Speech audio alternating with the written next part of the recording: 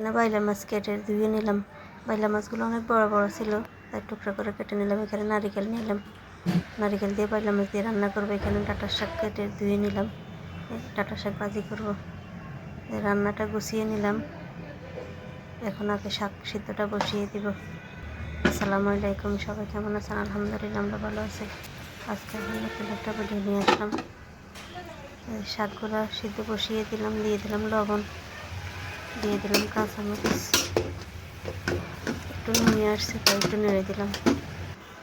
এখন মাছ রান্নাটা বসিয়ে দেবো। কড়াই বসিয়ে তেল দিয়ে দিলাম, তেল গরম হয়ে গেছে, দিয়ে দিলাম তেজপাতা, দারচিনি ফোড়ন, দিয়ে দিলাম পেঁয়াজগুলো একটু ভালোভাবে ভেজে নেব। পেঁয়াজ ভাজা হয়ে গেছে, এখন এক এক করে মশলাগুলো দিয়ে দেবো।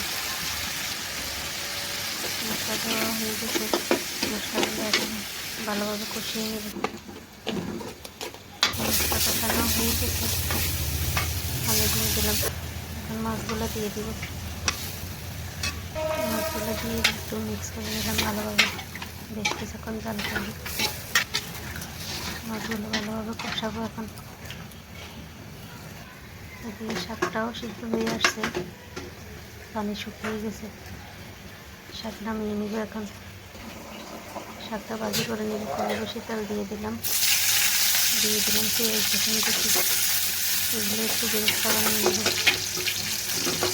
পেঁয়াজ ভাজা হয়ে গেছে, এদিকে মাছটাও ভালো কষে গেছে, একটু নেড়ে দিলাম আবার। এখন আবার ভালোভাবে বেশ কিছুক্ষণ জাল করবো। মাছের কালারটা অনেক সুন্দর হয়েছে। এদিকে পেঁয়াজ রসুনটাও ভাজা হয়ে গেছে, শাকগুলো দিয়ে দিব। শাকগুলো দিয়ে একটু মিক্স করে নেব, একটু জাল করে নেব মিক্স করে, যাতে শাকের ভিতরে পানি থাকলে শুকিয়ে যাবে।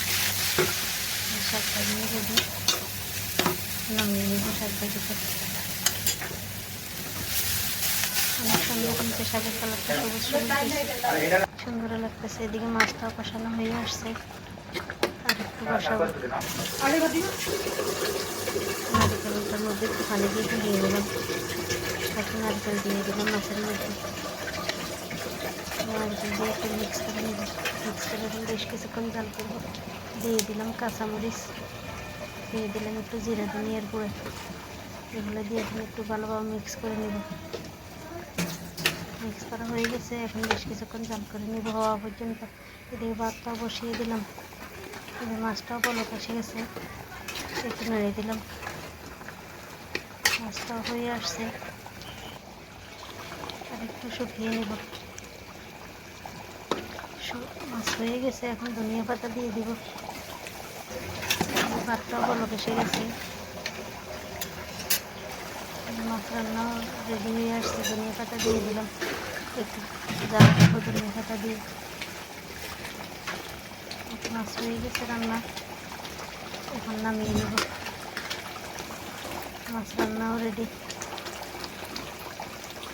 নামিয়ে নিলাম। এই ছিল আজকের রান্না, এখন খাওয়া দাওয়া করব। আজকে এই পর্যন্তই। সবাই ভালো থাকবেন, সুস্থ থাকবেন। যে যেখান থেকে ভিডিওটা দেখেন, ভালো লাগলে লাইক কমেন্ট করবেন।